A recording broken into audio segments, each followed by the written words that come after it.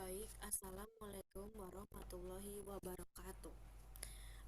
Saya Nadia Eka Lutfiasari dari kelas CD Manajemen dari Fakultas Ekonomi dan Bisnis. Di sini saya akan menjelaskan tugas mata kuliah pengantar akuntansi 1, eh, bab 8, yaitu pengendalian internal dan kas. Baik, di sini terdapat 7 tujuan pembelajaran. Lalu lanjut saja langsung pada materinya, yaitu pengendalian internal. Pengendalian internal adalah kerangka kerja terintegrasi, adalah standar yang digunakan perusahaan dalam mendesain, menganalisis, dan mengevaluasi pengendalian internal. Di sini ada tujuan pengendalian internal, yaitu adanya 1. Pengamanan aset, informasi akurat, dan kepatuhan terhadap hukum dan regulasi. Selanjutnya ada unsur-unsur pengendalian internal. Unsur-unsur pengendalian internal ada 5, yaitu 1. Lingkungan pengendalian, kedua ada penilaian resiko, ketiga ada prosedur pengendalian, dan keempat ada pengawasan, dan kelima ada informasi dan komunikasi.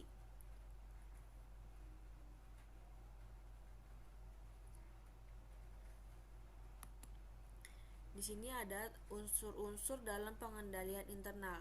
Ancaman terhadap pengendalian. Lingkungan pengendalian adanya penilaian risiko, prosedur pengendalian, pengawasan, informasi dan komunikasi, manajemen dan perusahaan.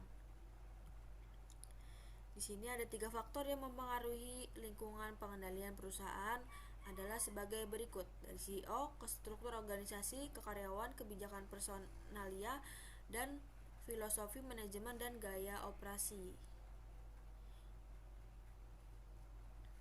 Di sini ada penilaian risiko. Yang pertama itu, semua perusahaan menghadapi risiko seperti perubahan permintaan pelanggan, ancaman pesaing, perubahan peraturan, perubahan dalam faktor-faktor ekonomi. Yang kedua, manajemen harus menilai risiko-risiko tersebut dan melakukan tindakan-tindakan yang diperlukan untuk mengendalikannya.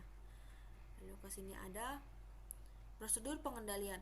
Prosedur pengendalian dibuat untuk memberikan keyakinan yang memadai bahwa tujuan perusahaan dapat dicapai, termasuk mencegah kecurangan. Lalu, prosedur pengendalian merupakan unsur pengendalian internal yang paling penting, meliputi hal berikut. Yang pertama, personel yang kompeten, rotasi kerja, dan cuti wajib. Lalu, pemisahan tanggung jawab untuk operasi yang berkaitan, operasional, penyimpanan aset, dan akuntansi. Yang keempat, bukti dan langkah-langkah keamanan. Di sini adanya tampilan prosedur pengendalian internal. Baik, lanjut saja pada pengawasan. Pengawasan terhadap sistem pengendalian internal dapat menemukan kelemahan-kelemahan dan memperbaiki efektivitas pengendalian, termasuk memantau perilaku karyawan dan sinyal peringatan dari sistem akuntansi. Sinyal peringatan atas masalah pengendalian internal. Baik, tanda peringatan sistem dari manusia. Yang pertama, perubahan drastis gaya hidup tanpa memenangkan undian berhadiah. Yang kedua, hubungan yang akrab dengan pemasok. Ketiga, menolak pengambilan cuti. Yang keempat, sering berutang ke karyawan lain. Dan yang kelima, mengonsumsi alkohol atau obat-obatan berlebihan. Tanda peringatan sistem akuntansi. Yang pertama, dokumen hilang atau jeda nomor transaksi, bisa berarti dokumen digunakan untuk transaksi tidak sah. Peningkatan luar biasa pengendalian uang ke pelanggan atau pengembalian bisa saja palsu. Yang ketiga, perbedaan antara penerimaan kas harian dan setoran bank, atau bisa bermakna penerimaan kas dicuri sebelum disetor ke bank. Lalu yang keempat, peningkatan mendadak pembayaran yang terlambat. Karyawan bisa mencuri uang pembayaran. Yang kelima, penundaan pencatatan transaksi, kemungkinan ada usaha menghambat deteksi kecurangan. Selanjutnya ada informasi komunikasi. Informasi mengenai lingkungan pengendalian, penilaian risiko, prosedur pengendalian, serta pengawasan dibutuhkan manajemen untuk mengarahkan operasi dan memastikan kepatuhan pada laporan hukum dan peraturan yang diperlukan. Manajemen juga dapat menggunakan informasi eksternal untuk menilai kejadian dan kondisi yang dapat berpengaruh pada pengambilan keputusan dan pelaporan eksternal.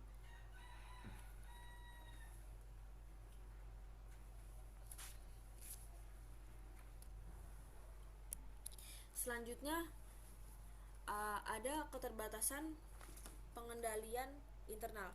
Sistem pengendalian internal hanya dapat memberikan keyakinan memadai, bukan jaminan. Hal ini disebabkan dua faktor berikut, yaitu yang pertama, pengendalian elemen manusia dan pertimbangan biaya manfaat. Baik.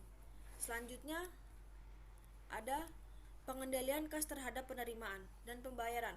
Yang pertama, cash atau kas meliputi uang logam, uang kertas, cek giro, wesel, dan simpanan uang yang tersedia. Yang kedua, simpanan uang yang tersedia di bank atau institusi keuangan lainnya siap untuk ditarik kapan saja juga disebut kas.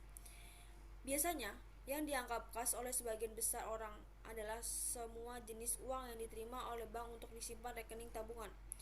Yang keempat, sebagai contoh, cek yang dapat Anda uangkan biasanya dapat disimpan di bank, dan hal itu yang dianggap sebagai kas.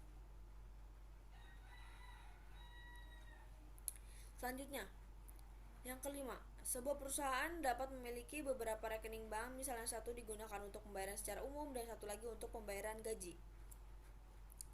Yang keenam, untuk setiap rekening banknya, perusahaan biasanya membuat satu akun buku besar tersendiri. Yang ketujuh, kas adalah aset perusahaan yang paling mungkin untuk dicuri dan digunakan secara tidak benar dalam kegiatan bisnis. Untuk alasan ini, sebuah bisnis harus mengendalikan kas dan transaksi kas secara hati-hati. Selanjutnya, ada pengendalian terhadap penerimaan kas. Yang pertama, untuk melindungi kas dari pencurian dan penyalahgunaan, perusahaan harus mengendalikan kas secara diterima sampai kas disimpan di bank. Yang kedua, biasanya perusahaan menerima kas dari dua sumber utama pelanggan, yaitu yang pertama, adanya pelanggan yang membeli barang atau jasa dan pelanggan yang membayar piutang. Dan yang ketiga, pengendalian yang penting untuk melindungi kas yang diterima di penjualan langsung tunai adalah mesin kasir. Baik, di sini kas yang diterima dari penjualan tunai. Di sini sudah ada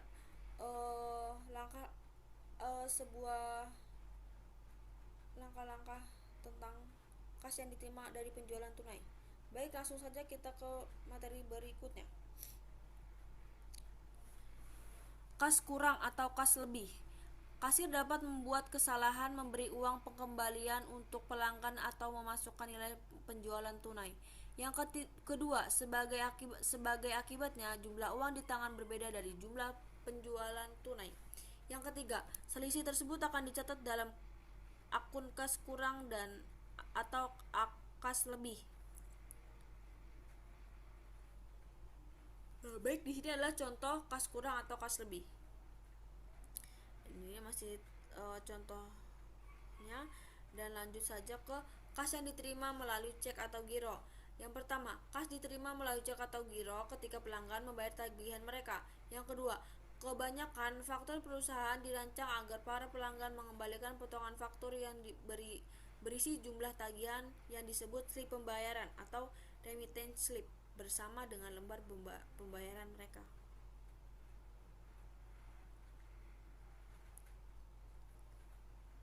Selanjutnya ada kas yang diterima melalui transfer dana elektronik. Kas juga dapat diterima dari pelanggan melalui transfer dana elektronik, Electronic Fund Transfer (EFT). Yang kedua,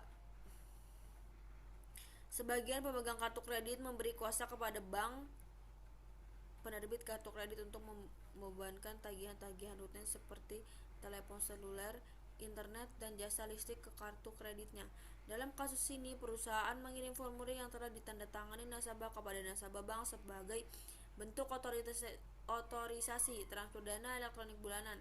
Setiap bulan, perusahaan memberi tahu pelanggan jumlah yang harus ditransfer dan tanggal transfer secara elektronik.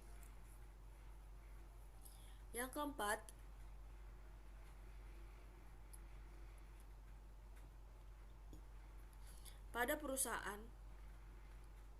pada tanggal jatuh tempo, perusahaan mencatat transfer elektronik sebagai penerimaan kas ke rekening banknya dan memposting jumlah yang dibayarkan sebagai pengurangan saldo piutang ke akun pelanggan yang bersangkutan. Adanya pengendalian pembayaran kas. Pengendalian terhadap kas harus memberikan keyakinan yang memadai bahwa yang pertama, pembayaran dilakukan hanya untuk transaksi yang telah diotorisasi. Yang kedua, kas digunakan secara efektif dan efisien. Contoh, pengendalian seharusnya meyakinkan bahwa semua diskon pembelian yang tersedia akan diambil. Yaitu yang lanjut pada sistem voucher. Sistem voucher atau voucher system merupakan serangkaian prosedur untuk mengizinkan dan mencatat liabilitas atau pembayaran kas. Yang kedua, voucher adalah suatu dokumen yang memberikan bukti pemberian izin membayar kas atau melakukan transfer dana elektronik. Yang ketiga, tagihan yang telah ditandatangani dapat dianggap sebagai voucher. Dan yang keempat, saat voucher disimpan untuk membeli barang, voucher harus dilengkapi dengan faktur dari pemasok, pesanan pembeli, dan laporan penerimaan barang.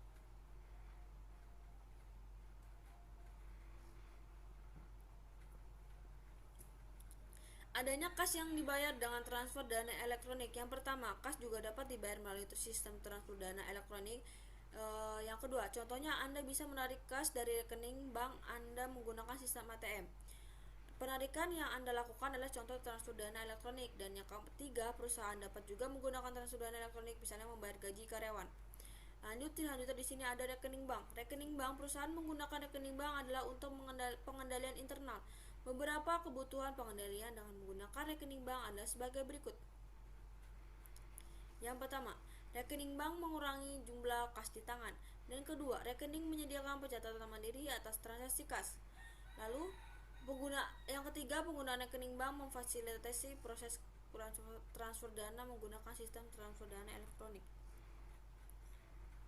Adanya laporan bank. Bank mengelola pencatatan seluruh transaksi rekening bank.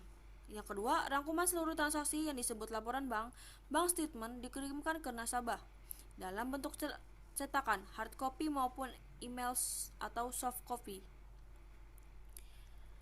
Yang ketiga, laporan bank menunjukkan saldo awal, penambahan, pengurangan, dan saldo pada akhir periode. Nah, baik, di sini adanya tampilan laporan bank. Baik, seperti ini. Lanjut saja ke materi selanjutnya. Di sini adalah hubungan antara rekening bank dan laporan bank. Antaranya adanya perusahaan dan bank. Lanjut saja. Laporan bank sebagai alat pengendalian terhadap kas. Yang pertama, laporan bank merupakan salah satu alat penting yang digunakan perusahaan untuk mengendalikan kas. Perusahaan dapat menggunakan laporan bank untuk membandingkan transaksi kas dicatat akuntansinya dengan catatan yang dibuat oleh bank. Lanjut, di sini adanya contoh atau catatan pada PT Sigma Utama dan laporan bank.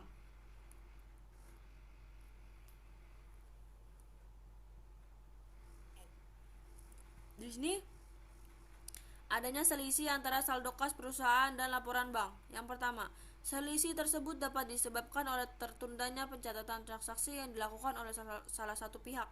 Yang kedua, selisih tersebut mungkin juga berasal dari kesalahan dalam pencatatan transaksi yang digunakan baik oleh perusahaan atau bank. Di sini, rekonsiliasi bank. Yang pertama, merupakan analisis informasi dan jumlah yang menyebabkan saldo kas yang dilaporkan dalam rekening bank berbeda dari saldo kas dalam buku besar dan bertujuan untuk menghasilkan saldo kas yang disesuaikan.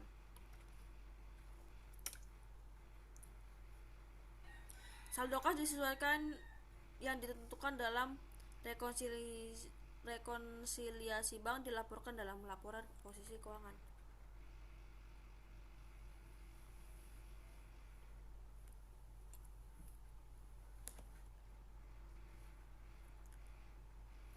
Baik, rekonsiliasi bank biasanya dibagi dalam dua bagian. Yang pertama, bagian bank dimulai dengan saldo kas menurut rekening bank dan berakhir dengan saldo yang disesuaikan.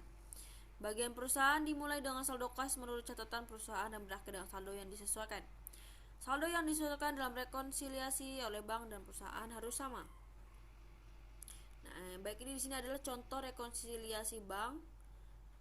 Ada menurut bank dan menurut perusahaan. Lanjut. Langkah-langkah dalam rekonsiliasi bank. Yang pertama, masukkan saldo kas menurut bank dari saldo akhir menurut rekening bank. Yang kedua, tambahkan dengan deposit yang tidak dicatat oleh bank. Yang ketiga, kurangkan dengan cek yang beredar yang belum dibayar oleh bank. Dan yang keempat, tentukan saldo disesuaikan dengan penambahan langkah 2 dan mengurangi langkah 3. Di sini ada langkah 5, yaitu rekonsiliasi sisi perusahaan. Masukkan saldo kas menurut perusahaan dari saldo akhir kas dalam buku besar. Yang keenam, tambahkan dengan memo kredit yang belum dicatat. Yang ketujuh, kurangkan dengan memo debit yang belum dicatat.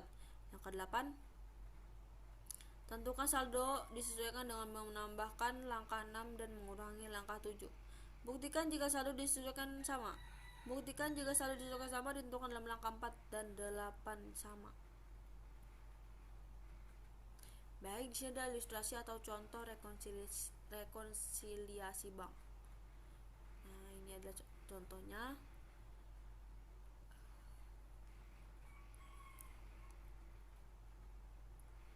Ini adalah hasil dari ilustrasi dari rekonsiliasi bank. Lanjut. Nah, di sini adalah contoh atau rekonsiliasi bank untuk PT Sigma Utama. Lanjut. Baik, di sini ada ayat jurnal juga untuk PT Sigma Utama. Nah, di sini ada dana kas keperluan khusus. Yang pertama, perusahaan biasanya harus membayar sejumlah pengeluaran kecil seperti perangko, perlengkapan kantor, atau perbaikan kecil. Dana kas keperluan khusus. Yang pertama, dana kas kecil biasanya diisi kembali pada jarak periodik atau saat dana habis atau mencapai jumlah minimum. Yang kedua, saat dana kecil diisi kembali, akun yang di debit ditentukan dengan merangkum penerimaan kas kecil. Kemudian yang ketiga, cek ditulis sejumlah ini dan dimasukkan dalam kas kecil. Nah, ini adalah contoh atau ilustrasi dana kas kecil. Lanjut saja pada pelaporan kas dalam laporan keuangan. Kas biasanya dicatat sebagai yang pertama dalam bagian aset lancar di laporan posisi keuangan. Lalu perusahaan dapat memiliki jumlah kas melebihi kebutuhan operasinya, dan biasanya perusahaan menginvestasikan kasnya dalam investasi yang sangat likuid untuk memperoleh bunga. Investasi semacam ini disebut setara kas atau kas equivalence. Oke, lanjut.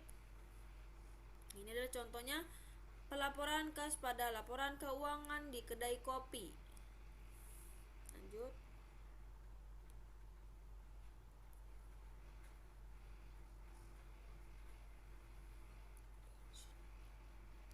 Rasio kas pada pengeluaran kas per bulan. Yang pertama, untuk perusahaan yang baru mulai berjalan atau sedang dalam kesulitan keuangan, kas merupakan hal penting untuk proses kelangsungan hidup. Yang kedua, rasio kas terhadap beban kas bulanan, ratio of cash to monthly cash expenses, berguna untuk menilai berapa lama perusahaan dapat melanjutkan operasinya tanpa 1.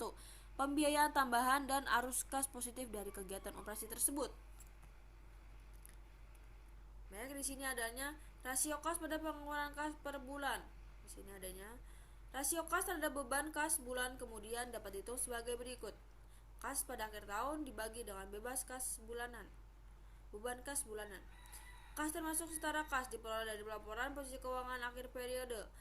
Beban kas bulanan terkadang disebut cash burn, diestimasi dari bagian aktivitas operasi laporan arus kas sebagai berikut. Arus kas negatif dari kegiatan operasi dibagi 12.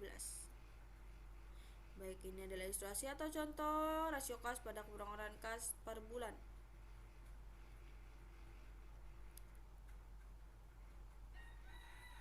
Di sini juga disajikan adanya data kas bulanan dan rasio pada beban kas bulanan. Baik, segitu saja penjelasan yang saya dapat sampaikan. Kurang lebihnya mohon maaf atas